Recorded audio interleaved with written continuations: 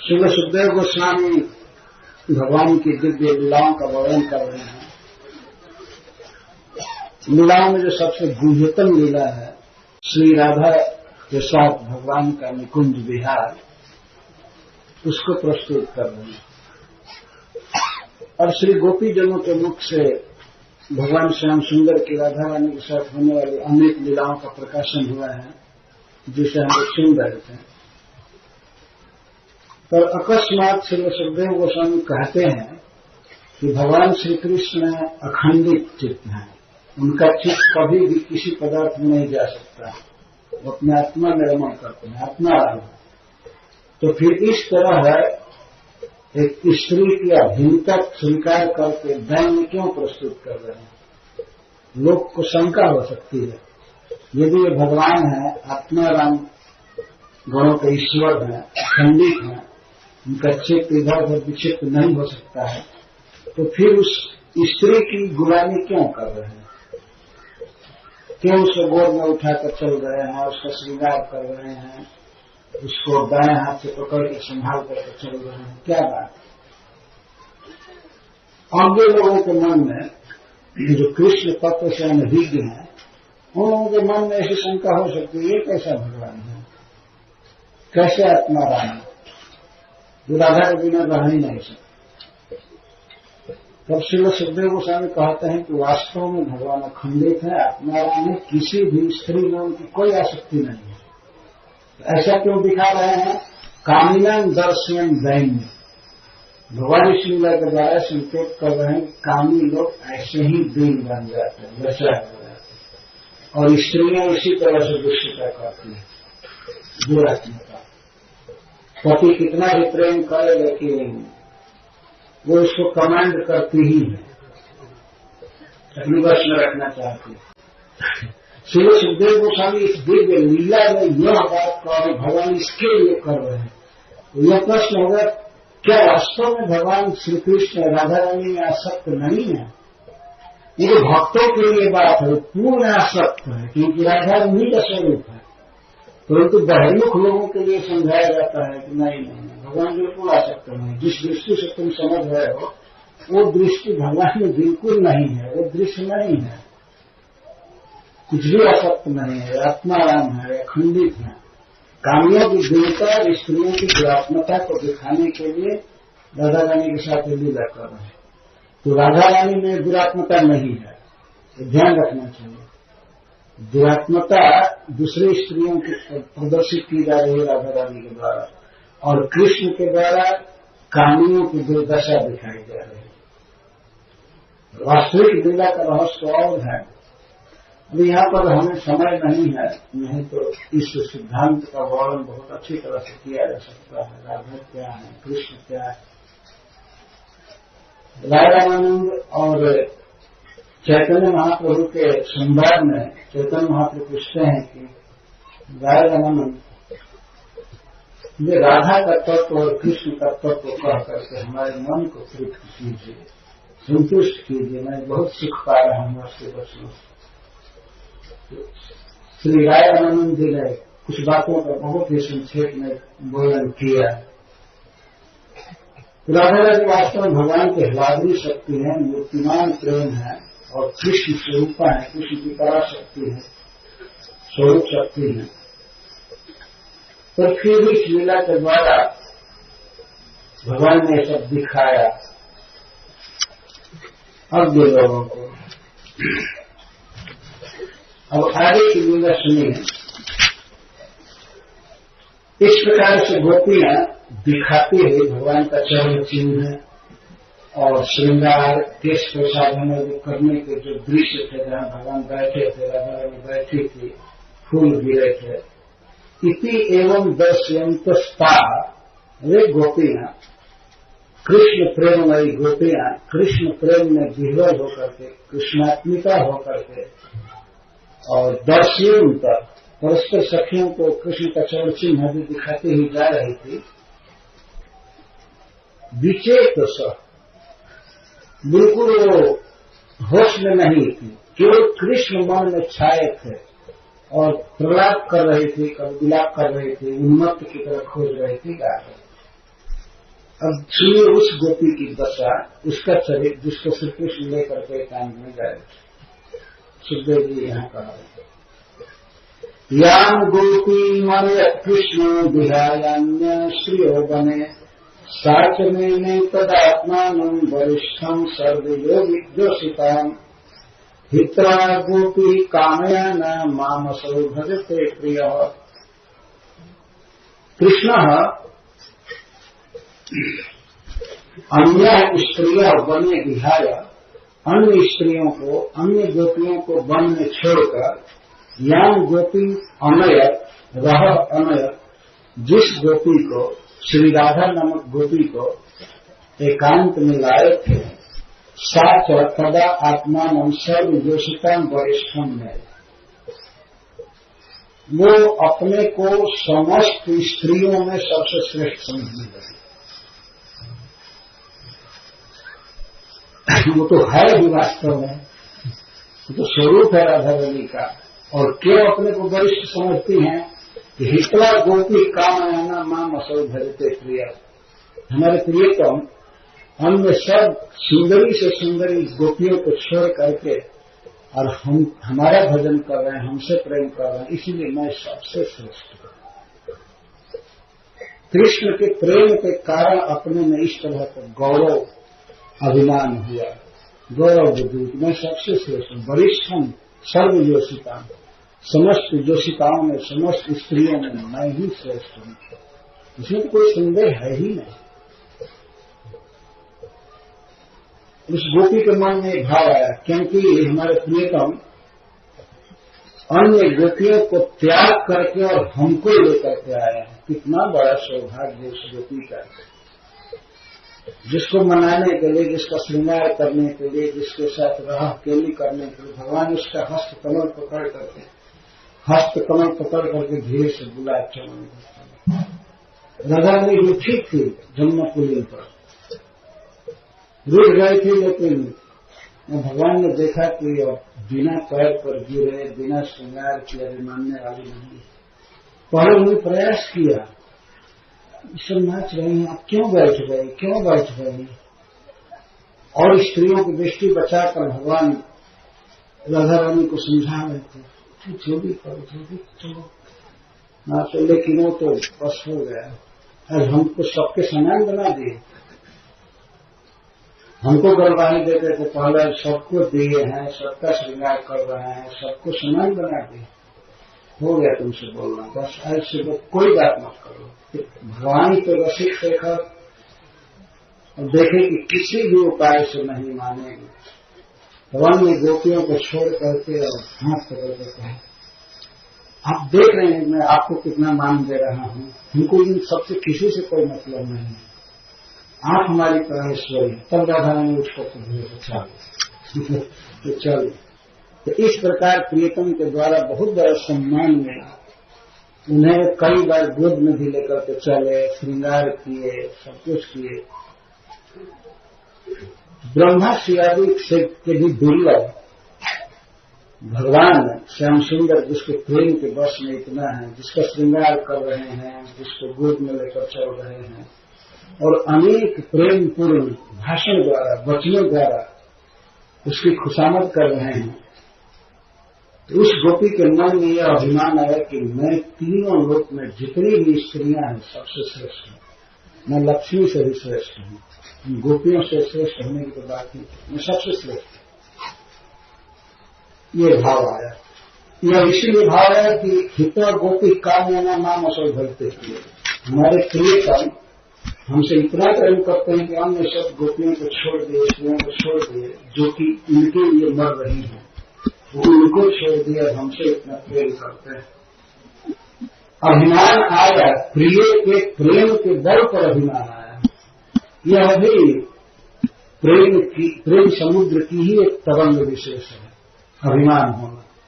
भले तो मान हुआ था और अभिमान हुआ, मान तो मना लिए थे भगवान, पैर पर गिर करके जैसे तैसे, तो सर्व कला विशाल भगवान संघर्ष में मना लिया। और कोई स्त्री नहीं मानती है, राधा रानी भी आदि, कि एक बार मुस्कुरा करके अगर बगल से देख दिए और राधा रानी की नजर पड़ गई कृष्ण को मुस्कान पर, बस मान खत्म हो गया उसी समय। फिर वो मान नहीं कर सकती है, श्याम सुंदर को देखने के लिए विकल हो जाती है, तो तुरंत गलवाही देती है और मान जाती है, अपने आप मान जाती है। मनाने पर नहीं मानते हैं, भगवान की मुस्कान को देखते हैं मान जाते हैं। पहले प्रतिकार करते हैं, देखना नहीं है, देखना नहीं है। न तुम्हारे दुर्गन की चोट रसिया हो, पहली चोट बचाए लियो मैंने, करी घूंघट की ओट रसिया हो। भगवान की जो नजर है, वास्तु की दृष्टि है, वो अद्भुत है। इसका वर्णन बिल्वमंगल ठाकुर ने किया है खूब अच्छी तरह से, और श्री सूरदास जी ने किया है। बड़े बड़े आचार्यों ने भगवान की दृष्टि का वर्णन किया है, तो किसी अवतार में नहीं है। अन्य अवतारों में भगवान बिल्कुल सीधा साधा देखते। भगवान राम की नजर नहीं है किसी स्त्री पर देख दो, सीता के अलावा तो देख ही नहीं सकते, अंकुश है, मर्यादा है। लेकिन भगवान कृष्ण तो फ्री है, किसी पर भी मुस्कान कर देख सकते हैं और किसी को भी भारी कर देंगे। किसी गोपी से ऐसे मिलते हैं, गोप कुमारी से या विवाहिता से भी, तो कहते हैं कि मैं ज्योतिषी से अपना हाथ दिखाया तो तुम मेरी पत्नी बनने वाली हो, ऐसा ज्योतिषी ने बताया। गोपी कहती है तो बहुत प्रसन्न हो जाती है, लेकिन कहती है अभिनंद बाबा से शिकायत करो, जसोदा मैया से कहेंगे। इस तरह से भेंट हो गया है। दूसरे की स्त्री को कहता है कि तुम मेरी पत्नी बनो। गोपी तो बहुत प्रसन्न होती है, लेकिन भगवान चलते चलते कुछ भी बोल सकते हैं, किसी की तरफ देख सकते हैं। बनितो स्वरूप शीलम, बनिताओं के लिए भगवान कृष्ण का रूप और स्वभाव अद्भुत अद्भुत। इसीलिए गोपियां कहती हैं कि ऐसी कौन सी स्त्री है जो आपके रूप को देखकर और बांसुरी की तान को सुन करके पातिव्रत धर्म से विचलित न हो जाए। कौन ऐसी स्त्री? अर्थात न चाहती कोई नहीं। तो राधा रानी का मान केवल उतनी ही देर तक रह पाता है जब तक प्रियतम के मंद शीत से युक्त मुखारविंद को नहीं देख लेती। देखते ही मान खत्म हो जाता। यही गर्व आया है तो मैं कितना भाग्यवती स्त्री हूँ, मैं सर्वश्रेष्ठ हूँ कि प्रियतम हमारे वश में है, हमारा इतना सम्मान कर रहे हैं, श्रृंगार कर रहे हैं। यह अभिमान होना, यह प्रेम राज्य की ही एक विशेष वृत्ति है। ये लौकिक गर्व नहीं है, लौकिक अभिमान नहीं है। तो यहाँ धन के कारण, अपने बड़े स्वजन के कारण, अपने सुंदर रूप के कारण कोई अभिमान करे तो सब माया की पकड़ है, बहिरंगा माया। लेकिन राधा रानी के मन में जो अभिमान आया वह तो कृष्ण प्रेम ही मूर्तिमान हो रहा है। क्योंकि माम असौ भजते प्रिय, ये प्रिय शब्द मेरे प्रियतम मुझसे प्रेम कर रहे हैं सबको छोड़कर। इसलिए उसके मन में यह बात आई, इस प्रेम का भिन्नता के कारण प्रियतम से और अपेक्षा हुई। चलते चलते श्री राधा रानी ने कहा ततो गत्वा वनोद्देशम दृप्ता केशव मद्र। प्रियतम प्रेम की इतना अधीन है तो और उनकी लीला देखने के लिए तो हमको कितना मानते हैं, कैसे करते हैं। तो चलते चलते वन प्रदेश में उस गोपी ने कहा, श्री राधा ने कहा न कार्य हम चलते नय नाम जत्रते मन अहम चलते न कार्य, हमसे चला नहीं जा रहा। तो इछला करके बोली, वास्तविकता ये नहीं थी कि नहीं चला जा रहा। प्रियतम के प्रेम के लीला को उनके कर्म देखने के लिए और उत्कंठा हो, हमसे चला नहीं जाता। हम चल तुम न पा रहे, मैं नहीं चल पाऊंगी। भगवान ने कहा कि अरे उसे पीछे से खोजती हुई आ रही है, पकड़ रही, कुछ तो चलो, कुछ तो चलो चलो चलो चलो। नहीं, मैं नहीं चल पाऊंगी, मुझे नहीं चला जाता। इतनी सुकुमार शरीर वाली रात भरा परेशान कर रहे हैं, मैं नहीं चल पाऊंगी। तो जब ते मन, जहां पर आपका मन है, जहां आप चलना चाहते हैं किसी कुंड विशेष में या दुनिया के स्तर पर या वन में, जहां आपकी इच्छा है वहां चलना चाहते हैं तो माम माया मुझको ढो कर ले चलो। मुझे पैदल चला नहीं जाता, मुझे ढो कर ले चलिए। राधा रानी प्रेम में देखना चाहते थे प्रियतम हमें ढोते हैं कि नहीं। इससे पहले तो कई बार ढोए ही है, लेकिन अब कह रहे माम माया मुझको ले चलिए जब प्रेम माना। ऐसे हमारी इच्छा नहीं है मैं कहीं जाने की, यह भी भाव होंगे, हमारी कोई इच्छा नहीं है। मैं तो चाहती हूँ कि यही बैठा है, क्योंकि मैं थक गई हूँ। लेकिन अगर आपका मन है तो मन जत्र जिस स्थान पर ले जाने की आपको इच्छा है, हमको ले चलना चाहते हैं, तो मुझे टाइम कर ले चलो। परम प्रेममयी श्री राधा रानी प्रियतम के भाव को देखना चाहती हैं, तो देखते देखते आदत हो गई, जानती है कि मुझे ढोएंगे। और चढ़ना नहीं था, ऐसा नहीं था कि प्रियतम के कंधे पर गोद में चढ़ करके उनको बहुत चलना था। तो भगवान कभी कभी स्वयं ही अपने सुख के लिए उनको टांग लेते थे। राधा रानी कभी नहीं चढ़ना चाहते, आज भी वो चढ़ना नहीं चाहती हैं, केवल देखना चाहती हैं कि हमको ढोते हैं कि नहीं। ऐसे राधा रानी कैसे सोचेंगी कि प्रियतम के कंधे पर या गोद में मैं वजन बढ़ा करके और ऐसा राधा रानी कभी कर ही नहीं सकती। लेकिन अपने प्रियतम के प्रेम विकार को देखने के लिए वे कर रहे हैं, हमको ले चले, मैं नहीं चल सकती, मैं थक गई। उचित तो यह है कि आप कहीं बैठी, लेकिन आपका यदि मन कहीं और जगह ले चलने का है तो हमको टाइम कर ले चले।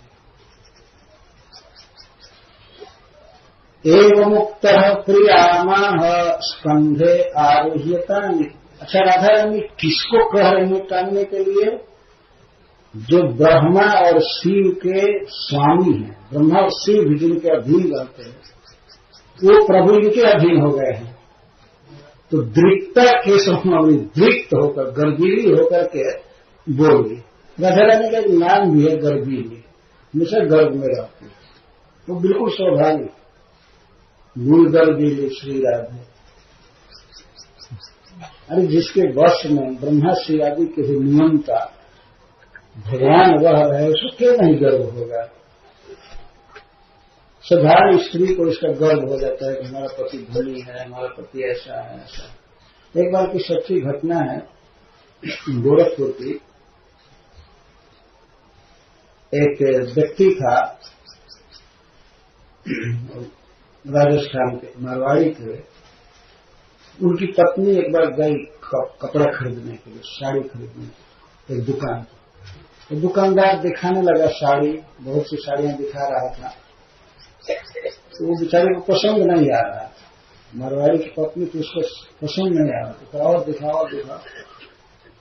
तो 2-4-10 साड़ी दिखाने के बाद वो दुकानदार कहा कि लेना है कि केवल देखना है। वो तो बहुत बड़े धनी व्यक्ति की पत्नी थी, उसके हृदय में दुख लग गया। उसने कहा कि नहीं लेना है।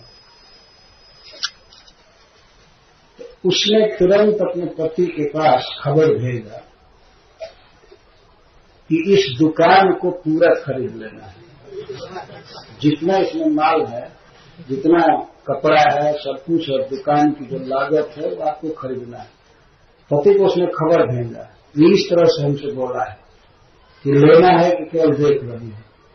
इसके पास जितना कपड़ा है, सारा घर का जो कीमत है आप ले लीजिए, अपने पति को उसने कहा।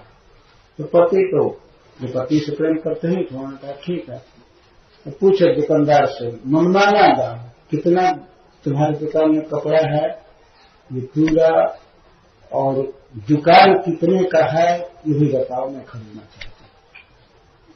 तो उसने बहुत अपनी इच्छा से, स्वतंत्र इच्छा से बताया कि इतना दाम है, ये है। उसको उन्होंने पूरा खरीद लिया। तो उस स्त्री को विश्वास है कि हमारा पति हमारी आज्ञा के अधीन है, हमसे प्रेम करता है, हमारी मांग को, हमारे हट को रखेगा। तो उस स्त्री को इतना अभिमान है, राधा को कितना अभिमान होगा। सारे विश्व के देवता, नाग, नर, किन्नर सब जिसके चरण रज में वंदना करते हैं, वह व्यक्ति, वह भगवान जिसके अधीन है, तो क्यों नहीं गर्व होगा। और वो तो स्वरूपभूत गर्व है। तो राधा रानी देखना चाहती थी। जब उन्होंने ऐसा कहा तब प्रियतम ने कहा, एवं मुक्त प्रियामाह स्कंधे आरुह्यताम। ऐसा कहने पर भगवान ने अपनी प्रिया से, श्री राधा रानी से कहा कि स्कंधे आरुह्यताम, अगर आपसे नहीं चला जाता है, आप थक गई हैं, तो आप हमारे कंधे पर चढ़ जाइए। भगवान बैठ करके कहे, राधा रानी के पास ऐसे बैठ गए और बैठ करके कहे, स्कंधे आरुह्यताम, चढ़ जाइए कंधे पर, मैं पकड़ करके आपको चलूंगी। तो कंधे पर चढ़ने का मतलब यह है कि आप हाथ से हमारे गर्दन पकड़ लीजिए और हमारे गोद में झूल जाइए, ये अर्थ था। कंधे पर नहीं चढ़ाते थे, न राधा रानी चढ़ती, गोद में कभी कभी चलती थी। और इसलिए कि प्रियतम श्याम सुंदर उनको अपने अंक में लेकर चलने में आनंद का अनुभव करते हैं, सुख का अनुभव करते हैं, इसलिए राधा रानी चढ़ती। कृष्ण को सुख देने के लिए, अपने को सुखी करने के लिए नहीं। भगवान ने ऐसे कहा, बैठ गए, उठाने की कोशिश किए, अथवा खड़े खड़े उनका बांह पकड़ कर कहे कि स्कंधे आरुह्यताम, आप हमारे गोद में आ जाइए, हमारे कंधे पर चढ़ जाइए। क्या करेंगे आप? हमको तो जरूरत है आपकी, हमको तो ले जाना है किसी कुंज विशेष में या कहीं, और आप कहते हैं चला नहीं जा रहा है, तो ठीक है आप चढ़िए। इतना सुनते ही राधा रानी को प्रेम वैचित्य हो गया। प्रीतम इतना स्नेह करते हैं, इतना प्रेम करते हैं, यह स्मरण होते ही राधा रानी को प्रेम वैचित्य हो गया। प्रेम वैचित्य का अर्थ है प्रियतम बिल्कुल सामने है, मिला नहीं है, लेकिन ऐसा भाव हो जाता है कि प्रियतम चले गए। वैचित्य, विचित्त, चित्त जब उल्टा हो जाता है, संयोग में भी विरह की भावना करता है, इसको प्रेम वैचित्य कहा जाता है।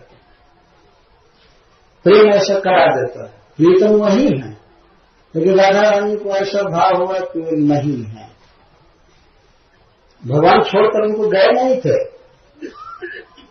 वही थे, और अपनी प्रिया के इस प्रेम की पराकाष्ठा को देख रहे थे। और इस पर तपश्चांतर जैसे कृष्ण सा बधुर रंग तप्य था, ऐसे लिखा गया कि भगवान अंतर्हित हो गए, लेकिन अंतर्हित नहीं हुए। महाराचार्य कहते हैं कि राधा रानी को प्रेम वैचित्य हो गया, वे वहीं थे और उनको देख नहीं रहे थे, तप्त हो गए। इस बात से और उन्हें दुख हो लगा कि हाय हाय, मैं कितना निर्दयी हूँ, कितना कठोर हूँ, अपने परम सुकुमार प्रियतम के गोद में मैं चढ़ना चाहती थी। ओहो, ये तो हमें छोड़ करके चलेगा। भगवान देख रहे थे सारी लीलाओं।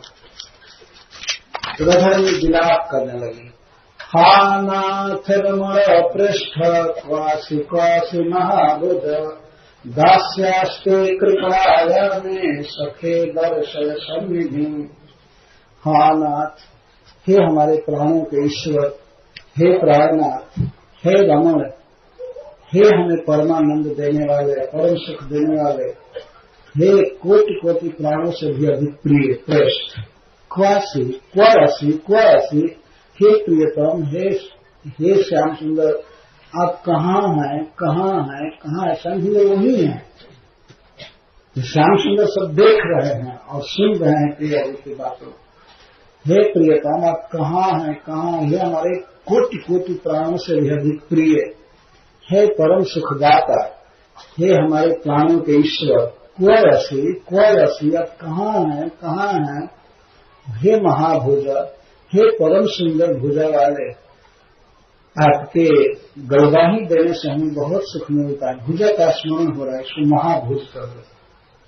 हे महाभुज, हे परम सुंदर भुजा वाले और आजान लंबित भुजा वाले, आपके भुजा का मैं आलिंगन चाहती हूँ। आप हमें कब गलवाही देंगे, कब हमें पकड़कर चलेंगे। हे सखे, हे परम सुहृद, मैं जानती हूँ आप हमें दोष बुद्धि कभी नहीं करेंगे, ये मुझे विश्वास है। आप हमें दोष बुद्धि नहीं करेंगे, तो आप हमें दर्शन दीजिए। यद्यपि आपने हमको अपने समान माना है, परंतु मैं तो आपकी दासी हूँ। दास्यस्ते कृपणाय में सखे दर्शन, मैं आपकी दासी हूँ। एक ही श्लोक में राधा रानी कहती है कि दासी को दर्शन दीजिए, और उसी में कहती है सखे। भगवान के पहले के प्रेम में व्यवहार को उस सखे शब्द द्वारा व्यक्त कर रहे हैं कि आज तक आपने हमको बिल्कुल अपने समान मान करके प्यार दिया है, हमें सुख दिया है, पर हे प्रियतम, मैं तो आपकी दासी हूँ। मुझ दासी से यदि कोई गलती हो गई है तो हमको क्षमा कर दीजिए। दर्शन सन्निधि, आप आइए, हमें दर्शन दीजिए। आप कहाँ हैं, कहाँ हैं। भगवान के बाहों की याद आ रही है, आलिंगन सुख की याद आ रही है, गलवाही देकर चलते। इसलिए राधा रानी भगवान को संबोधन कर रही है, हे महाभुज, हे परम सुंदर भुजा वाले, तो मुझे दर्शन दीजिए। मैं कृपया हूँ, मैं दीन हूँ। आप हमें छोड़ करके चले गए तो मैं मुझसे तो चला के नहीं जाता है, मैं बेचार दीन हो रही हूँ। मेरा इस जगत में कौन है कृष्ण, आपके अलावा कोई नहीं है। मैं कृपणा हूँ, कृपणा का अर्थ विचार, दीन। एक कुल वो कुल है। एक पद में चंडीदास ने गाया है, राधा रानी कहती है कि हे कृष्ण, इस कुल में, उस कुल में या गोकुल में मेरा आपके अलावा कौन है, कोई नहीं। मैंने सबका त्याग कर दिया है। तुम्हारा चरण अमर पराये लगी लो प्रेमे फांसी। हे प्रियतम, आपके चरणों में और हमारे प्राण में प्रेम की रस्सी बांधी हुई है। मैं आपके चरणों को नहीं छोड़ पाऊंगी। इस प्रकार से राधा रानी विलाप कर रही हैं, रो रही थी एकांत में, और प्रियतम बिल्कुल सामने से ही देख रहे थे, झूठ की आस देख रहे थे राधा रानी की दशा। सोने जैसा दिव्य शरीर ब्रजधूलि में लौट गया, और मुख से गाज निकल रहा था, आंखों से आंसू, काजल धुल गया, बाल बिखर गया था राधा रानी का। राधा रानी की इस दशा को कभी नहीं देखा गया, क्योंकि वो हमेशा ललिता आदि सखियों के साथ रहती है, और राधा रानी की कभी भी कोई भी मांग, कोई भी सुविधा का पूरा ध्यान रखती है। राधा रानी उनके प्राणों से भेदभाव करके प्रिय है, लेकिन आज वो सखियां इधर उधर खोज रही हैं, राधा रानी अकेले पड़ गई हैं, उन्हें प्रेम वैचित्र हो गया है प्रीतम के प्रेम की पराकाष्ठा देख करके, और प्रीतम देख रहे हैं, इनको देख रहे हैं, भगवान को अच्छा लग रहा है, क्योंकि आखिर त्यागे तो है नहीं, प्रिया का प्रिया मां, वो प्रिया ही मानते रहता है। ऐसा नहीं कि ये सोचे कि अच्छा बड़ा बन रही थी तो थोड़ा इसको बीजोग दे करके सताना चाहिए, ऐसा भाव नहीं था। भगवान प्रिया ही देख रहे, सब जगह प्रिया प्रिय, सुखदेव गोस्वामी इन शब्दों का प्रयोग कर रहे। तो इस तरह से दुर्दशा में पड़ी हुई थी राधा रानी। उनको उस समय पानी पिलाने वाला कोई नहीं था, उनका केस संवारने वाला कोई नहीं था, जबकि हजारों हजारों दासियां रहती हैं निकुंज में।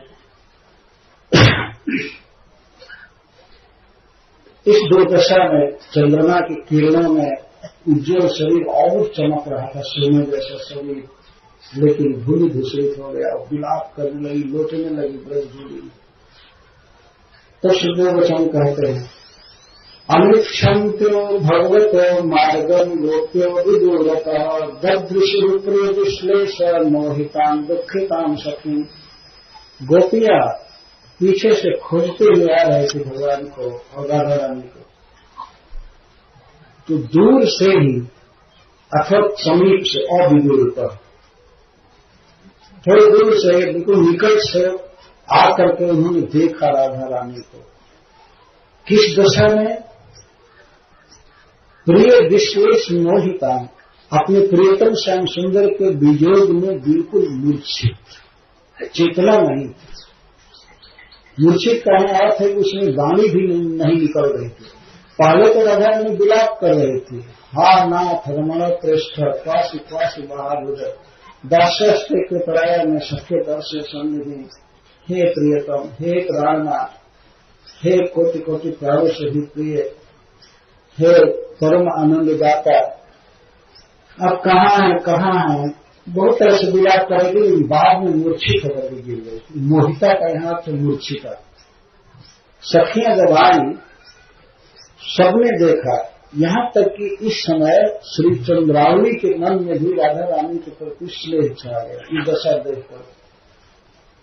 पहले तो लोग बहुत दोष दृष्टि किए थे कि ये कपटली कृष्ण को ले गई है, लेकिन जब इस दुर्दशा में देखा कि इसको भी छोड़ करके प्रियतम चले गए हैं और इसकी ये दुर्दशा है, चंद्रावली भी उठा रहे हैं राधा रानी को, और भी केस सवार रही है, ललिता विशाखा आदि सखियां लगी, कोई पानी लाई सोने के पात्र में और मुख पर छींटा दे रही थी। जब कोई व्यक्ति बेहोश हो जाता है, दांत लग जाता है, तो उस समय उसके मुख पर छींटा दे जाता है। राधा रानी की ये दशा हो गई थी क्षण भर के वियोग से, और यह दशा हुई थी वियोग से नहीं, यह दशा प्रियतम के प्रेम की महानता को देखकर हुई थी। कितना हमसे प्रेम करते हैं, तो कोई छींटा दे रहे थे मुख पर, कोई केस संवारने लगे, कोई स्तनों को पोछ रही थी, कोई आंख को पोछ रही थी, धो रही थी, सजा रही थी।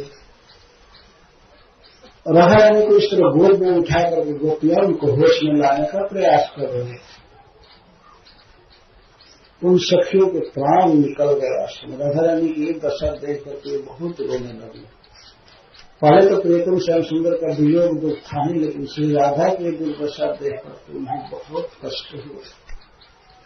दर्दृश्य प्रिय विश्व से मोहिता दुखिता सखी, सखी अपनी सखी को इस तरह से दुखित कृष्ण के विरह में और मूर्छित देखा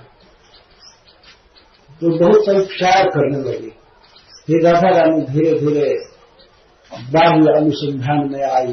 उन्होंने देखा कि मेरी सखियां हैं, यह वृंदावन है, और सब कुछ स्मरण आ गया कि प्रियतम हमें छोड़ करके गए हैं। उसमें कृष्ण छिप गए थे पूरा, गोपियां नहीं देख पाई, और दूर नहीं थे, निकट नहीं थे। गोपियां किस तरह से श्री कृष्ण को, श्री राधा रानी को संवार रही थी और पूछ रही थी क्या हुआ, कैसे हुआ, कहाँ गए, कैसे छोड़ दिए। तो राधा रानी धीरे धीरे होश में आ गई। तब वे लगी कहने, तया कथितमाकरणीय मान प्राप्ति च माधवा अवमानम च गौरव विस्मयं परमंजय। देखिए राधा रानी का भाव, राधा रानी के वाक्यों से हम गोपी भाव समझ सकते हैं। राधा रानी स्वयं ही गोपी है। चैतन्य महाप्रभु इस भाव का आस्वादन करने के लिए आए। भगवान कृष्ण स्वयं ही भक्त बनकर राधा रानी के भाव का आस्वादन करने आए। तो राधा रानी ने कहना प्रारंभ किया। सखियों ने पूछा प्रीतम कहाँ है, क्यों छोड़कर चले गए से। तो राधा रानी अपने प्रियतम के द्वारा मिले हुए सम्मान को सबसे पहले कही, सखी श्याम सुंदर मुझे इतना मानते हैं, मैं क्या बताऊं। हमारा इस तरह श्रृंगार किए, हमें गोद में लेकर के चले, हमें ये सुख दिए, हमको बहुत मानते। मानव प्राप्ति से माधव से मान प्राप्ति की बात राधा रानी ने कहा सबसे पहले, और इसके बाद अपनी दुरात्मता को कहा। मेरे प्रियतम इतने अच्छे हैं, लेकिन मेरा स्वभाव ऐसा है, मैं बार बार उठ जाती हूँ और उनसे सेवा कराती हूँ। अपनी नीचता को कहने लगी, जबकि जो कुछ भी राधा रानी ने किया है वास्तव में प्रेम की ही तरंग है और प्रियतम श्याम सुंदर को सुख देने के लिए ही किया है। लेकिन अब उसमें है नहीं, मैं दोषों की खान हूं। अवमान च गौरव, दुरात्मता के कारण, कठोर चित्त होने के कारण मैं अपने प्रियतम का कितना अपमान की हूं, यह कहने लगी। गोपियां तो सब समझ रही थी कि यहाँ मान अपमान की कोई बात नहीं है, तो केवल प्रेम ही इस तरह तरंगायित हुआ है। लेकिन राधा रानी अपने प्रेम को ही, महाभाव को ही दूषित कर रही है, मतलब उसको दोष दे रही है। नहीं, मैं अपनी दुरात्मता के चलते, मैं अपनी दुष्टता के चलते अपने प्रियतम का बहुत बड़ा अपमान किया। मैं इनके कंधे पर चलना चाहती थी, मैंने कहा कि मुझे चला नहीं जाता है, आप हमको ले चलिए, ये कीजिए वो कीजिए। राधा ने इस तरह से सुना है। इस प्रसंग में हमें एक बात पर ध्यान देना चाहिए, कृष्ण निर्ममता पूर्वक राधा रानी को त्याग कर चले गए हैं या छिपे हैं, जो भी कहिए, पर राधा रानी के मन में प्रियतम श्याम सुंदर के प्रति क्षण भर भी दोष बुद्धि नहीं आई। यही है राधा रानी का वास्तविक भाव। कभी दोष बुद्धि होती ही नहीं है श्याम सुंदर में, कभी नहीं, बल्कि दोषों को भी गुण के रूप में ग्रहण करती है। और उस श्लोक में राधा रानी का भाव व्यक्त हुआ है जब भगवान चैतन्य महाप्रभु कहते हैं, आश्लिष्यवापादरतां पुनष्टुमां अदर्शनां महतां करोतु वा जथा तथा विदधातुलं पटो मत प्राणनाथ सुसरेवनापः।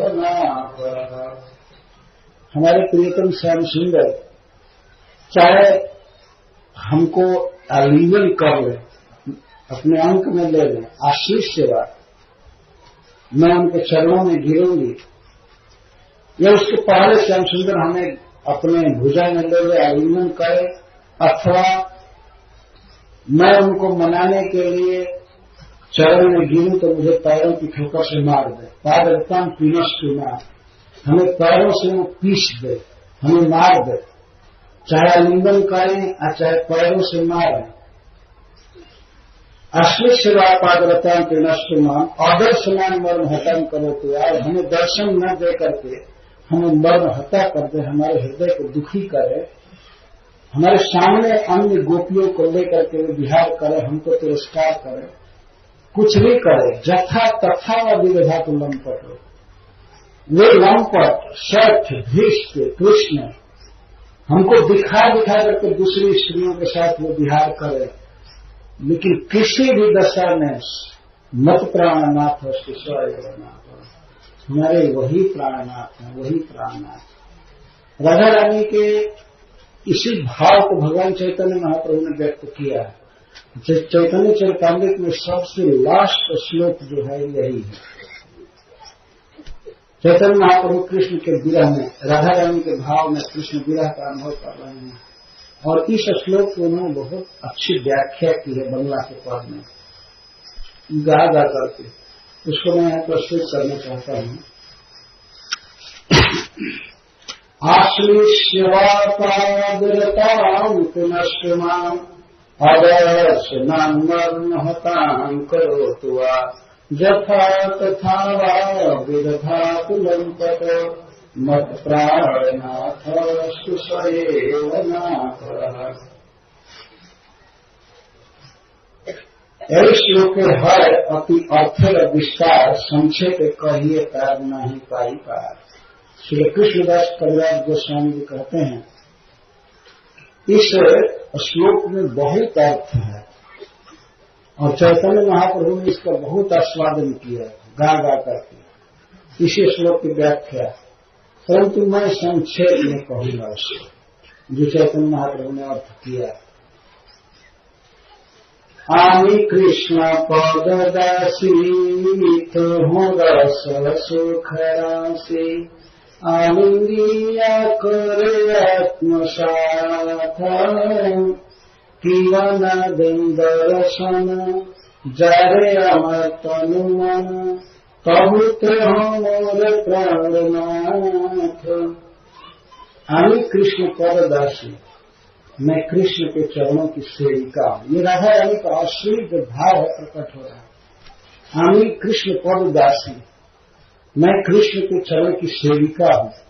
तेहो रस सुख राशि, हमारे प्रियतम श्याम सुंदर रस और सुख की राशि है, आनंद की राशि है, आलिंगन करे आत्मसात, वो हमको आलिंगन करे,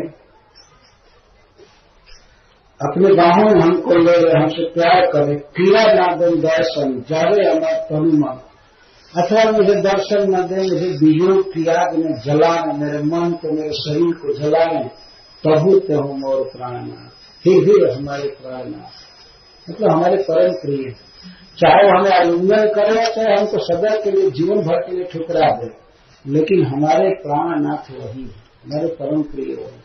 मैं ये अपेक्षा नहीं करती हूँ कि हमें हमेशा आलिंगन ही दो, भले उनको अच्छा लगे हमको वियोग में छोड़ करके कहीं जाए, यही हमारे प्रिय हैं, सब दशा में हमारे प्राणनाथ। छाई अन्य नारी गंगा मोर वर्ष तनु मन, मोर शोभल प्रकट करिया, तसवार देन पीड़ा, हम सोने कर क्रिया, सही नारी गौर देखाइया। यदि प्रियतम अन्य नारियों को, अन्य चंद्रावली आदि गोपियों को छोड़ करके और मेरे रस में रहें, छाई अन्य नारीगण मोर वश तनु मन, हमारे प्रियतम का शरीर और मन भी यदि हमारे वश में रहे और अन्य स्त्रियों का तिरस्कार कर दे, मोर सौभाग्य प्रकट करिए, मेरा सौभाग्य प्रकट करने के लिए अन्य नारियों के सामने उनका त्याग करके, नारियों का त्याग करके, तासर वाले देव पीड़ा, उन गोपियों को, स्त्रियों को पीड़ा देने के लिए आना समय करे पीड़ा, उनको दिखा करके हमारे साथ पीड़ा करे,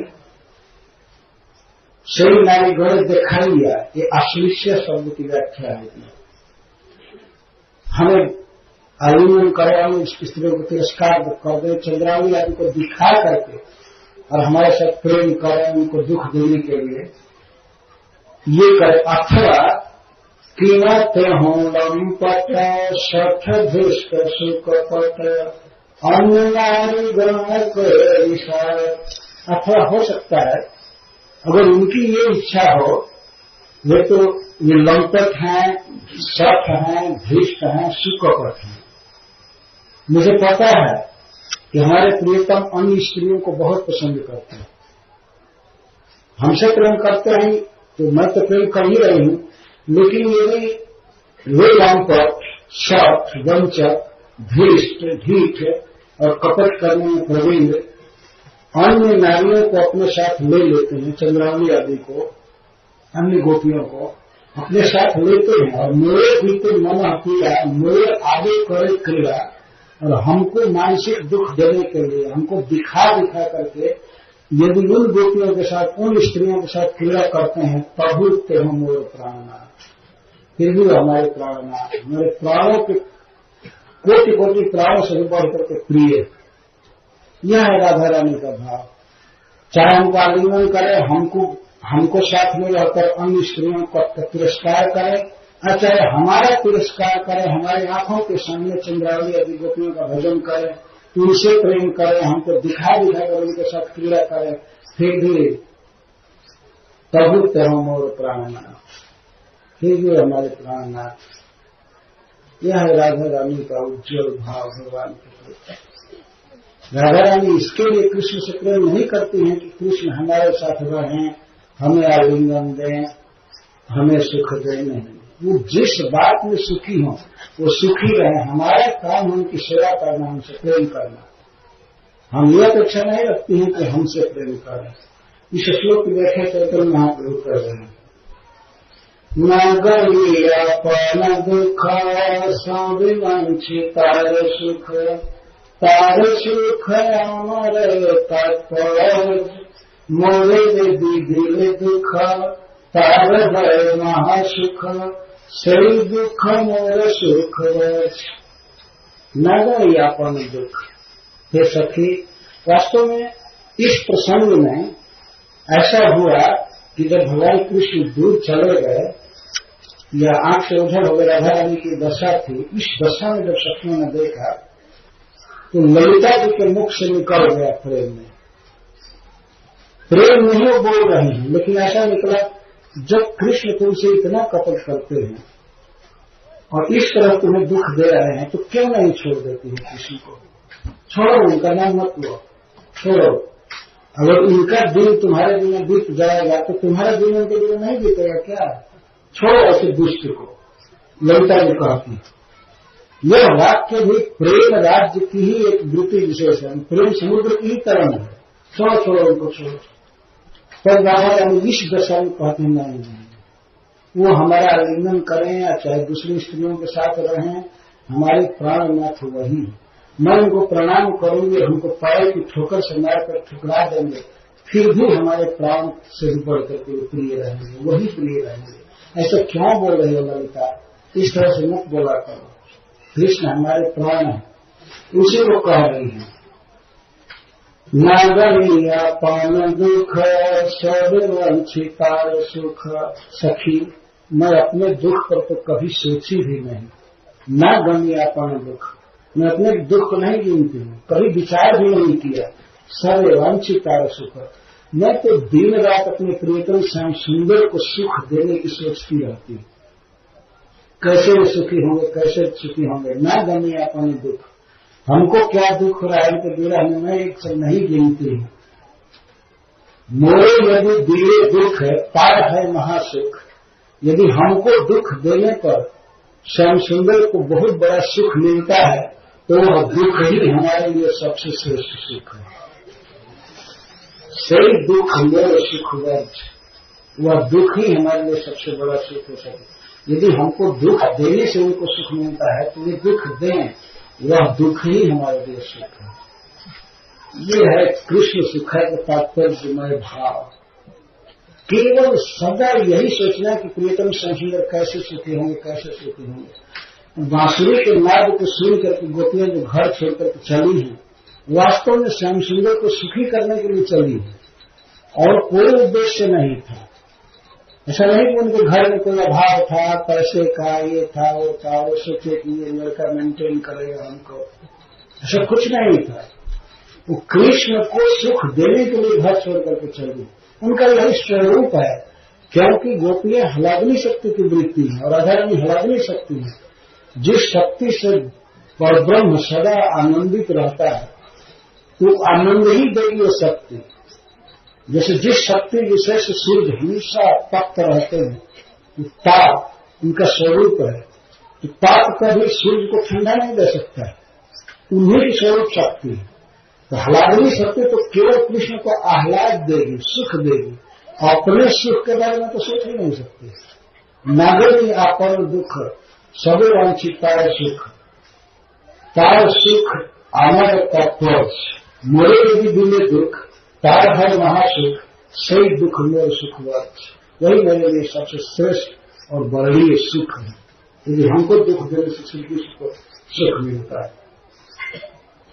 और यहाँ तक दादा रानी कहती हैं, जे नारी के वांछे कृष्ण तारे रूपे कृष्ण, क्रिया तारे न परिय दुखी। अरे सखी, यदि किसी स्त्री को, मैं चंद्रावली को या किसी को भी, जो नारी के वांछे कृष्ण, कृष्ण जिस स्त्री की इच्छा करते हैं तो मैं उसके साथ रहूं, उसके साथ विहार करूं, और उसके रूप में यदि उनकी आसक्ति है या उसकी सेवा से प्रभावित है और तारे ना पाया है दुखी, और उस स्त्री को, उस गोपी को न पाकर के दुखी है, तो मैं क्या करूंगी? मेरी तार पाए पर नैया गांव हाथे धरी, मैं उस गोपी के पैर पर गिर करके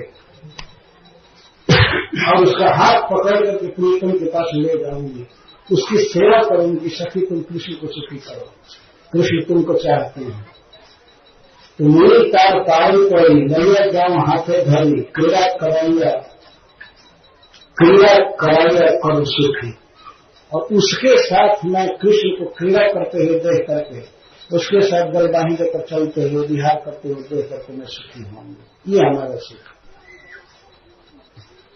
जिस नारी को, जिस गोपी को कृष्ण चाहते हैं, मैं उसके घर जाऊंगी, उसकी सेवा करूंगी, उसे वंदना करूंगी और हाथ पकड़ करके उसको लाऊंगी कि सखी तुम्हारे साथ कृष्ण सुखी होना चाहते हैं, तुमको पसंद करते हैं, तुम उनको सुखी करो, सुखी करो। अब यही हमारा सबसे बड़ा सुख है। कृष्ण को सुखी देख करके मैं सुखी होती हूँ। कांता कृष्ण करोस, कृष्ण पाए संतोष, सुख पाए कारण भर्षण, जथा जब करे मान, कृष्ण पाते सुख पाए, छाड़े मान अलग प्रसाद। यदि इस तरह की बात राधा रानी में है तो ललिता जी कह सकती है, तब तुम क्यों मांग करती हो, कम तुम क्यों गाली देती हो उनको। अगर ऐसा विचार है तो देखा जाता है कि तुम तो हमेशा उठी रहती हो, प्रियतम मनाते हैं, और कभी कभी लगता है कि कृष्ण तुम्हारे लिए तड़प रहा है लेकिन तुम देख नहीं रही, ऐसा क्यों करती हो, क्यों उनको दुर्वचन बोलती हो। तब राधा रानी कहते, सुनो ललिता, कांता कृष्ण करे दोष, कृष्ण पाए संतोष। हम अपने प्रियतम का स्वभाव जानती हूँ। कोई भी कांता, चाहे मैं हूँ या चाहे कोई भी, कांता कृष्ण करे दोष, कांता प्रिया जब कृष्ण के प्रति प्रणय करती है, कोप करती है, कृष्ण पाए संतोष, कृष्ण को अच्छा लगता है। तो मैं जो क्रोध करती हूँ ललिता, वो केवल प्रियतम को सुखी करने के लिए करती है। और सुख पाए तारण भर्षण, गाली देने पर और यहाँ तक एक 2-4 लाख देने पर सुखी अपने को मानते हैं। कोई गोपी अगर हल्का गाल में भगवान के मारते है तो भगवान परमानंद में मग्न हो जाते हैं। वो तो आनंद घन ही है, क्या मग्न हो गए, फिर भी राधा रानी के हस्त कमल का स्पर्श क्या करते। गालन में गुलचा मारो, गुलचा का मतलब ये होता है हल्का, उसको तारण कहते हैं। अथवा जैसे तारण लठमार होली कि किसी गोप को आज भी दुख होता है लाठी खाने से स्त्रियों का, लठमार होली होती। तो इसी तरह से कभी कभी सखियां घेर करके कृष्ण को फूल से मारती है, माला से मारती है, जो कीर्तन को बहुत सुख मिलता है। तो राधा रानी कहते हैं कांता कृष्ण करे रोष, कृष्ण पाए संतोष, सुख पाए तारे न भर्षण। भर्षणा करने से, कपटी कहने से, गाली देने से कृष्ण बहुत सुखी होते हैं। मीठी लगे तेरी गाली, सुन बरसाने वाली। तो कृष्ण कहते हैं तुम्हारी गाली बहुत मीठी लगती है, सुन बरसाने वाली, हे बरसाने वाली तुम्हारी गाली बहुत अच्छी लगती है। तो वही बरसाने वाली बोल रही है, यहाँ चैतन्य महाप्रभु बोल रहे हैं राधा भाव। कांता कृष्ण करे रोष, कृष्ण पाए संतोष, सुख पाए तारण भर्षण। जथा जोग करे मान, कृष्ण ताते सुख पान, छाड़े मान अलग प्रसाधन। जथा जोग वो स्त्री मान करती है तो कृष्ण को उसे सुख मिलता है, लेकिन उसको चाहिए कि थोड़े ही प्रयास से मान छोड़ दे। तो ललिता जी तो कहें तुम तो मान छोड़ती नहीं हो, जल्दी छोड़ती नहीं हो, तो उसका मतलब है कि कृष्ण सुख पाते हैं। यदि अधिक मान किया जाए तो उसे सुख मानते हैं। तो राधा रानी कहती है इतना नहीं मान करना चाहिए, सारे मान अलग प्रसाधन है, अल्प प्रयास से ही मान छोड़ देना चाहिए। ज्यादा प्रियतम को मनवाने के लिए बाध्य नहीं करना चाहिए। सोई नाम जिए के में कृष्ण वर्ण नहीं जाने, प्रभु कृष्ण करे गाढ़ोष। लेकिन वह नारी, वह कोई गोपी जो कृष्ण के वर्ण को नहीं जानती है और कृष्ण से लगातार क्रोध ही करती रहती है कृष्ण के प्रति, निज सुख माने का, अपने सुख के फेर में अगर कोई स्त्री है, गोपियों के लिए नहीं कर रही, जगत की सामान्य नारियों के लिए, अगर कोई स्त्री अपने सुख के फेर में है और कृष्ण से सुख चाहती है तो पौल तर माथे बाज, निज सुख माने का पौल तर माथे बाज। वह स्त्री जो कृष्ण से सुख चाहती है, कृष्ण को सुख देने के फेर में नहीं रहती है, उसके सिर पर वज्रपात हो जाए, मर जाए। पौल तर माथे बाज, वज्र गिर गए।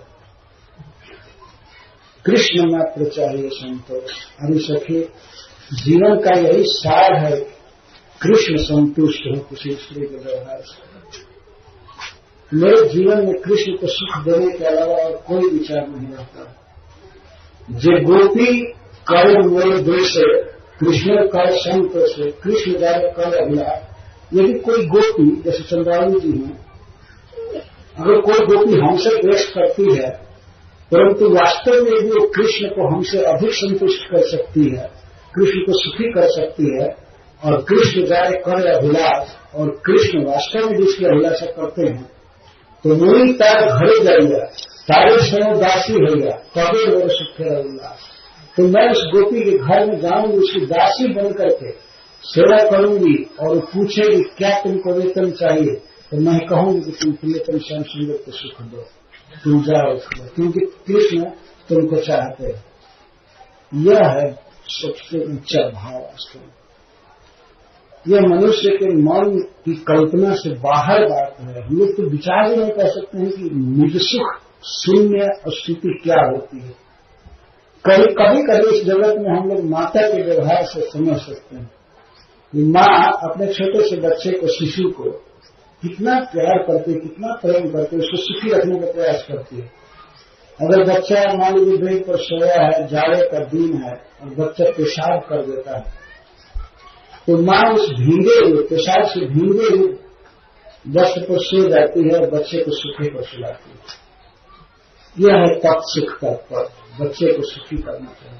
सच्चे प्रेम का थोड़ा सा नमूना माता पिता में है, स्त्री पुरुष में बिल्कुल नहीं है। संसार जो कहते हैं लव कर रहा है, प्रेम कर रहा है, ऐसा लस्ट कर रहा है, ये सब प्रेम नहीं है, बिल्कुल ऐसा लस्ट है, लव नहीं है।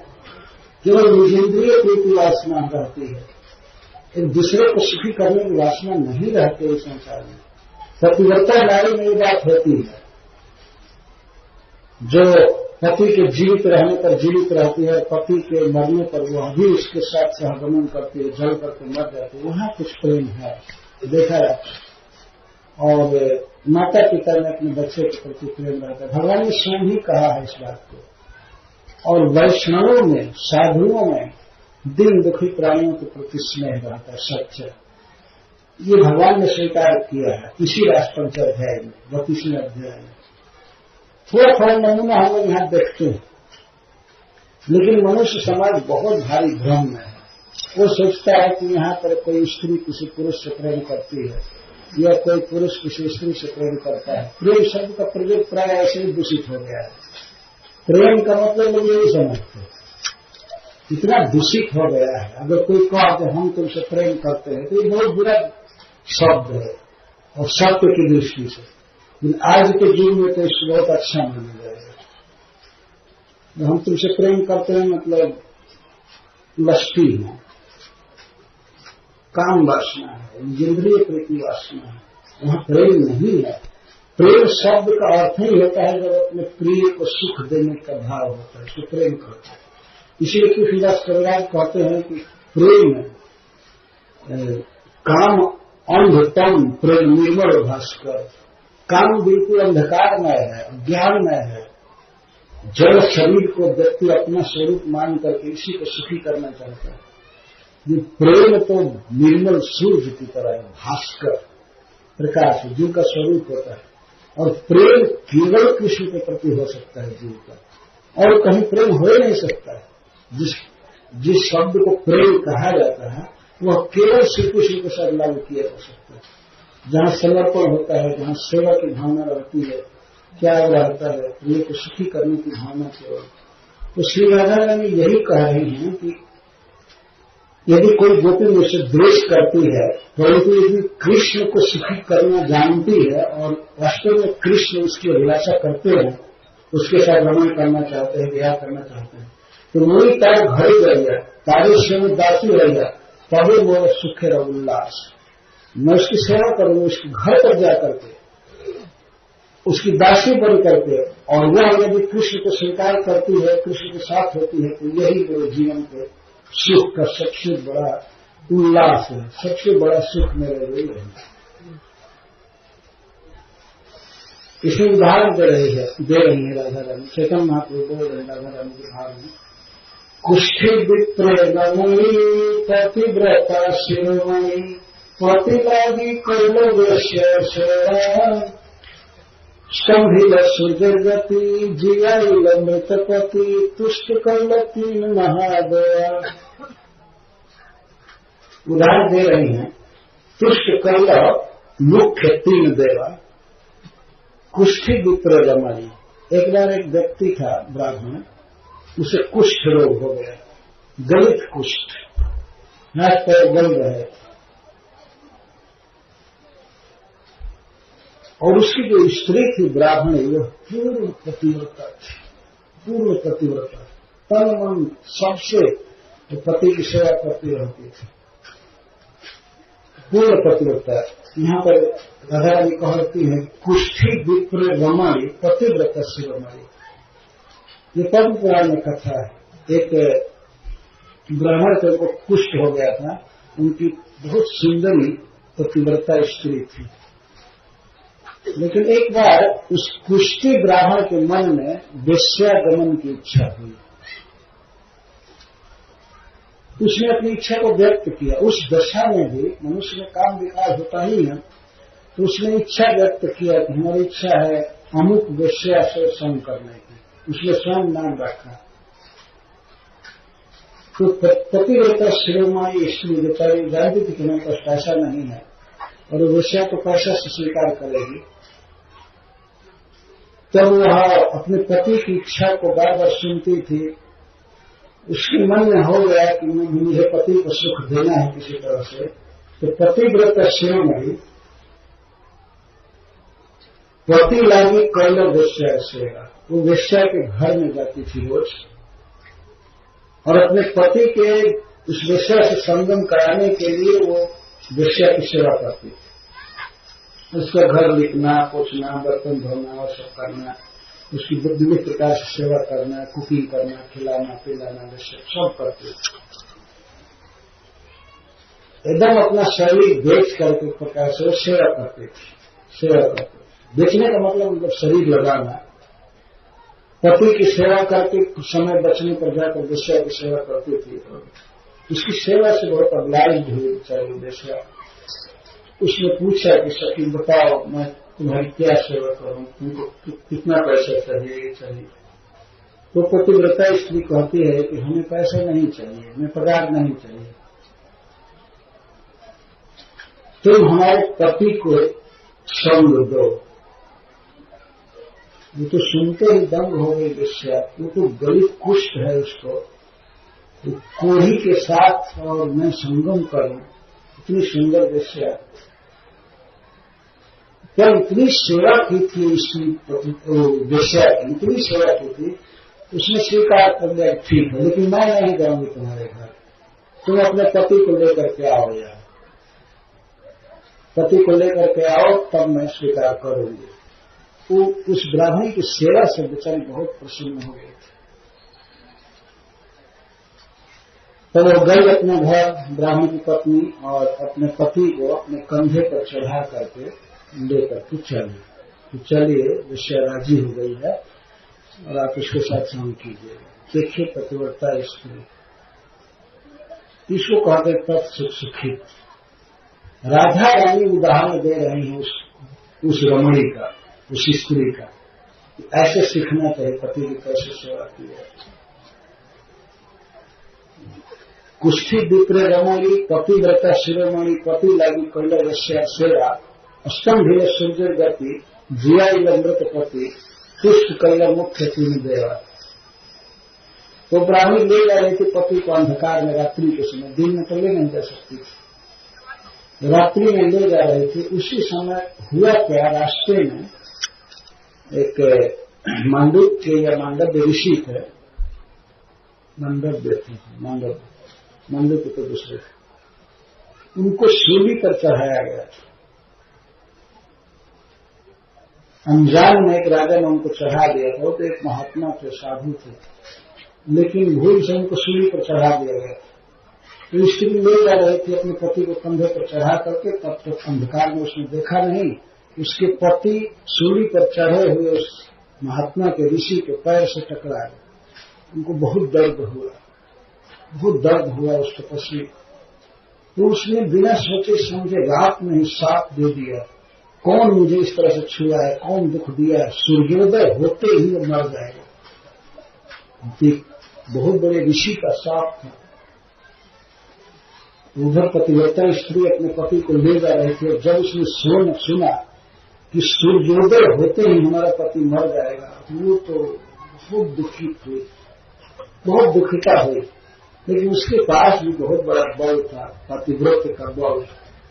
उसने तुरंत ही कहा कि यदि मैंने अपने मन में भी किसी परपुरुष का कभी चिंतन न किया हो, मेरे पति ही हमारे प्राण रहे हों, तो आज उसे सूर्योदय नहीं होगा, ऐसा साफ कर दिया। और भगवान सूर्य का उगना उस दिन बंद नहीं हो सके। और दुनिया का सारा काम धंधा ठप हो गया, देवता आदि भी सब बिना प्रकाश के कोई काम कहां से करे। सूर्य का उगना बंद हो गया तो सारे देवता सोचने लगे कैसे सूर्य नहीं उगे, कैसे नहीं उगे। स्तंभ सूर्य गति, सूर्य भगवान चलते हैं लेकिन उस पतिव्रता स्त्री के वचन से सूर्य की गति स्पंदित हो गई, नहीं उग सके। क्योंकि उनको उगने पर उसका पति मर जाता तो उसने कहा दिया कि आज से सूर्योदय होगा ही, इतना तक कह दिया। तो रुक गई गति तो सारे देवता भगवान विष्णु के पास पहुंचे, शिव जी के पास पहुंचे, ब्रह्मा जी के पास पहुंचे कि क्या हो रहा है, इतना असमंजस गड़बड़ी हो गई। अब यहाँ बिजली कटने से आदमी तबाह हो जाता है, सूर्य बिल्कुल फेर पड़ गया, किसी दिन उगना छोड़ दे तो क्या हो। तो भगवान ने कहा शिव जी और ब्रह्मा से चलिए चलिए चलिए उस स्थान पर चलिए, उस स्त्री को संतुष्ट कीजिए। भगवान आए और उनके साथ ब्रह्मा जी और भगवान शिव भी आए तो लोग समझाने लगे उस स्त्री को, बेटी तुम छोड़ दो, तुम अपने वचन को लौटा लो, सूर्य को उगने दो, सारी दुनिया तबाह है, प्रकाश के अभाव में कोई काम नहीं हो रहा है। उस स्त्री ने कहा कि ठीक है दुनिया का काम चले लेकिन मुझे अपना पति चाहिए प्रभु। उसने प्रणाम करके भगवान से कहा कि मुझे अपना पति चाहिए। भगवान ने कहा ठीक है सूर्य को उगने दो, तुम्हारे पति मर जाएंगे लेकिन इसके बाद तुरंत मैं जीवित कर दूंगा, तो छोड़ दो, एक बार मरने दो, ऋषि की बात है वो सत्य होने दो। तो उस स्त्री को भगवान की बात पर विश्वास हो गया, ठीक है हमें हमारा पति चाहिए। अष्टम भी सूर्य गति राजावली कहती है, कुष्ठी विप्र रमणी पतिव्रता शिरोमणि पति लागू कैल सेवा अष्टम भी सूर्य गति और जिया मृत पति तुष्ट कैल मुख्य तीन देवा। उसने खुश कर दिया भगवान को और ब्रह्मा जी शिव जी को। सूर्योदय हुआ, सूर्य उगा, सूर्य के उगते ही पति मर गया, लेकिन भगवान ने तुरंत जीवित कर दिया। दोनों की बात रह गई, पतिव्रता स्त्री की बात भी रह गई और ऋषि की भी बात रह गई। ये है पतिव्रता स्त्री का बल, मरे हुए पति को जिला दिया। राधा रानी ये उदाहरण दे रही कि वह ब्राह्मणी कैसी थी बेचारी जो अपने कुष्ठी पति को ले जा रही थी वेश्या के पास। तो सखी मैं भी वैसी ही नारी हूँ, वैसी ही पतिव्रता हूँ। मैं कृष्ण को हर एक हाल में सुखी देखना चाहती हूँ जैसे वे सुखी। कृष्ण मोर जीवन कृष्ण मोर प्राण धन कृष्ण मोर प्राणेर परायण कृष्ण मोर जीवन कृष्ण मोर प्राण धन कृष्ण मोर प्राणेर परायण हृदय ऊपर धरो सेवा करी सुखी करो यही मोर सदा रहे ध्यान। कृष्ण हमारे जीवन है, कृष्ण हमारे प्राण धन है, कृष्ण हमारे प्राण के ही प्राण है सखी। ये तो सदा यही चाहते हैं कि हृदय ऊपर धरो सेवा करो सुखी करो। मैं उनको अपने हृदय में रह करके, हृदय पर रह करके उनकी सेवा करूं, उनको सुखी करूं, यही मेरा सदा रहे ध्यान, यही मेरा ध्यान रहता है। यदि कृष्ण दूसरे स्त्री से सुखी होते हैं तो मेरा धर्म है कि मैं उस स्त्री को प्रसन्न करूं और कृष्ण को सुखी करूं। मोर सुख सेवने कृष्ण सुख संगने अरे सखी, मेरा सुख है कृष्ण की सेवा करना है, कृष्ण की सेवा करने में मेरा सुख है, और कृष्ण का सुख है मेरे संगम में। मैं जानती हूं कि मेरे पास जब होते हैं, मुझे आलिंगन करते हैं, मुझे चूमते हैं, गलवानी देते हैं, तो वो बहुत सुखी होते हैं। अतः देह जयदान, इसीलिए मैं अपने देह को उनको समर्पित करती हूँ। मोर सुख सेवन है कृष्ण सुख संग में, मेरा सुख कृष्ण की सेवा में है और कृष्ण का सुख मेरे संगम में है। इसलिए मैं अपने देह को दान करती देती हूँ उनको, चाहे वो हमारे देह को चूमे, आलिंगन करे, कुछ भी करे, इसीलिए मैं अपने देह को देती हूँ। तो मैं जानते हैं कि प्रियतम को सुख मिलता है हमारे आलिंगन आदि से। तो मोर सुख सेवन है, मेरा सुख सेवन में है, सेवा करने में मेरा सुख। मैं कृष्ण को छू करके कृष्ण का आलिंगन करके सुखी होती हूँ, लेकिन वो मेरा मुख्य सुख नहीं है। मेरा सुख है कृष्ण की प्रसन्नता, सेवा। कितना क्लियर बात है। मोर सुख सेवन है कृष्ण सुख संगम है। मेरा सुख कृष्ण की सेवा है और कृष्ण का सुख मेरा संगम। अतः देह दान, इसीलिए मैं देह दान करती हूँ। कृष्ण कहे कि कृष्ण मोरे कांता करे, कहे तुम प्राणेश्वरी मोरे है दासी अभिमान। कृष्ण हमको प्राणेश्वरी कहते हैं कि हे श्री राधे, तुम हमारा प्राण हो, तुम मेरे हृदय की रानी हो, सब कुछ हो, लेकिन मैं जानती हूँ सखी, मेरे मन में केवल यही रहता है कि मैं कृष्ण की दासी हूँ। मेरे मन में कभी ऐसा नहीं हुआ है कि मैं कृष्ण की प्रिया हूँ, कांता। मोरे है दासी अभिमान। कांत सेवा सुख को संगम है तो सुमध हो, ताते साक्षी लक्ष्मी ठाकुरानी। फिर लक्ष्मी जी का उदाहरण दे रहे हैं। संगम की अपेक्षा कांता सेवा सुख को, जो कांता सेवा करती है अपने प्रियतम की, तो उस सेवा में जो सुख है, उस सुख के आगे संगम सुख कुछ भी नहीं है। कांता सेवा सुख को, संगम है तो सुमधुर। संगम से शारीरिक संपर्क की अपेक्षा सेवा करना, सेवा से अधिक सुख मिलता है। ताते साक्षी लक्ष्मी ठाकुरानी, इसमें लक्ष्मी जी जो तीनों लोग की ईश्वरी है, भगवान की दक्ष विलासिनी है, वो प्रमाण है। देखो, नारायण हृदय स्थिति तब पार सेवा मती, सेवा करे दासी अभिमानी। भगवान ने उनको अपने वक्षस्थल पर स्थान दिया है, जो सबसे प्रीति का स्थान है। आलिंगन देते रहते, यहाँ हृदय में स्थान दिए, फिर भी लक्ष्मी जी अपने प्रियतम की चरण सेवा करते रहती है। लक्ष्मी जी का ज्यादा समय भगवान की चरण सेवा में जाता है। ये लक्ष्मी जी साक्षात प्रमाण है ना, पतिव्रता शिरोमणि। ये प्रमाण आधारण दे रही है कि पति के साथ संगम से जो कांता को सुख मिलता है, उसकी अपेक्षा प्रियतम श्याम सुंदर की सेवा में अधिक सुख है। अधिक सुख लेना चाहिए कोई कांता में। संगम है तो सुमध हो रहे,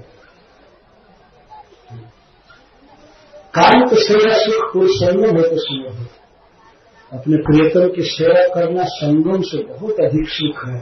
ताते साक्षी लक्ष्मी ठाकुरानी, ठाकुरानी लक्ष्मी जिसमें प्रमाण है कि प्रियतम के वक्षस्थल को छोड़ करके, आलिंगन को छोड़ करके और चरण सेवा करती रहती है।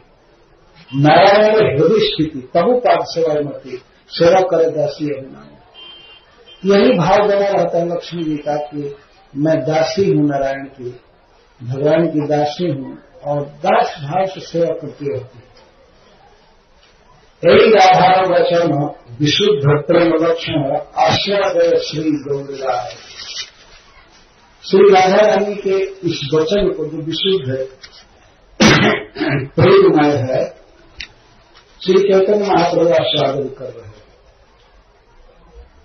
इसी वस्तुराज वचन कहते हैं, भावी के मन और स्थिर सात्विक के व्याप्य शरीर मन देह धर्म। इस श्लोक की व्याख्या करके चैतन्य महाप्रभु बहुत व्याकुल हो गए, विह्वल हो गए। मन और शरीर काबू में नहीं था। ब्रजे और विशुद्ध प्रेम जैन जान मद हेम, आत्म सुख जहां नहीं गंध।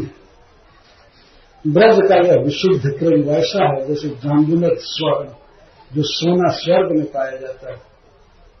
इस जगत में वो सोना नहीं, जाम्बुनद है। आत्म सुख है जहां नहीं गंध, अपने सुख की भावना का गंध भी जहां नहीं। केवल प्रियतम कृष्ण को सुख देना है। सेते न जानते लोके, प्रभु कैल इस लोके, पदे कैल अर्थे निर्गम। कृष्ण कविराज गोस्वामी कहते हैं उसी प्रेम को इस संसार में बताने के लिए चैतन्य महाप्रभु यह श्लोक रचे, आशीष सेवा पादकम पिनश्यमान और पदे कैल अर्थे निर्गम। और इस बंगला के पद में उन्होंने इसका अर्थ खोला है, जिसको यहाँ पर कहा गया। तो ये है राधा रानी का प्रेम। उनके लीला को पढ़ करके अब भी लोग ऐसा समझ सकते हैं कि अरे राधा रानी तो अपने सुख के फेर में है, थक गई है, तो कृष्ण के कंधे पर चढ़ना चाहती है, करना चाहती है। राधा रानी रागनी शक्ति है, इसलिए कृष्ण का प्रीति विधान ही उनका जीवन है। कृष्ण मोर जीवन, कृष्ण मोर प्राण धन, कृष्ण मोर प्राणेर पराण, हृदय ऊपर धरो, सेवा करो सुखी करो, यही मोर सदा रहे ध्यान। यही मेरा ध्यान रहता है। यहाँ पर श्री राधा रानी जो अपने दुरात्मता को कह रही है, प्रियतम के गुण को ही गा रही है, इसी भाव को व्यक्त कर रहा है। तो कुछ भी करे हमारे प्राण प्रिय। इस प्रकार राधा रानी को श्रेष्ठ करके फिर राधा रानी उस दल में सम्मिलित हुई और गोपियों ने कृष्ण को खोजना प्रारंभ किया। कृष्ण में मन लगा था, कृष्ण की लीलाओं में मन लगा था, उन्हीं का चिंतन हो रहा था, उनका चलना बोलना हंसना यही सब याद आ रहा था। बाद में श्री राधा रानी ने कहा कि हे सखियों, उनको खोजो माता, यदि हम लोग उनको खोजेंगे तो और वन में धंसते जाएंगे। चलो हम लोग जमुना के कुलीन पर जहां उनसे हम मिली थी वहीं पर उनके लिए गीत गाए। तो राधा रानी आई हैं और राधा रानी वास्तव में लीडर है गोपी गीत में, उनका मुख्य स्वर है। जयति ते विक्रम जन्मना ब्रज श्रेयत इंदिरा ससेव। इस गीत को सुनकर भगवान श्याम सुंदर साक्षात मन्मथ स्वरूप से प्रकट हो गए, बहुत सुंदर रूप में, और गोपियों के आंसू को पोछे, आलिंगन किए, और उसके बाद जमुना के तट पर उनके साथ प्रेम गोष्ठी किए। गोपियों ने प्रश्न किया, भगवान बहुत सावधानी से उत्तर दे रहे थे। तो हम लोग, गोपी ने कहा कि हम लोग तो ये सब छोड़ करके घर का काम धंधा पति आदि आपसे प्रेम की, और आपके पास आए तो आप हमको छोड़ करके इधर उधर चले गए। भगवान का तो प्रिया हूं, मैं तुम्हारे वचन को सुनने के लिए पिपासु था, लालसा थी, मैं तुम्हारे वचन को सुनते हुए चल रहा था बगल से। मुझे ब्रह्मा जी की भी आयु मिले, जो मनुष्य के भाव में बोल रहे हैं कि ब्रह्मा जी की भी आयु मिले और निरंतर मैं तुम्हारी सेवा करता रहूं, तब भी तुम्हारी सेवा का बदला मैं नहीं चुका सकता। मैं जन्म जन्म में ऋणी हूं मेरी प्रिया। इस तरह भगवान अपनी प्रियाओं को सुख दिए और उसके बाद महाराष्ट्र आरंभ किए। मैं यहाँ उचित समझा कि गोपियों को विरह में नहीं छोड़ना चाहिए, तो एकदम से मिला देना चाहिए, सुखांत घटना होनी चाहिए। तो इस तरह गोपियां अपने प्रियतम के साथ वृंदावन में नित्य विहार करती है। इस स्थान पर आप सब भक्त आए भगवान की लीला सुनने के लिए, इसके लिए आपको बहुत बहुत धन्यवाद है। भगवान में आपकी मति लगी रहे, लीला के मर्म को आप समझें। इसके साथ कुछ लोगों को मैं धन्यवाद देना चाहता हूं जिन्होंने इसका आयोजन किया, जो सेवा किए। बद्री विशाल प्रभु, जय हरि प्रभु और श्री गुप्ता जी और शेख जी, जो सबसे प्रधान रोल किए प्रसाद देने में, अकोमोडेशन देने में, सारी व्यवस्था करने में।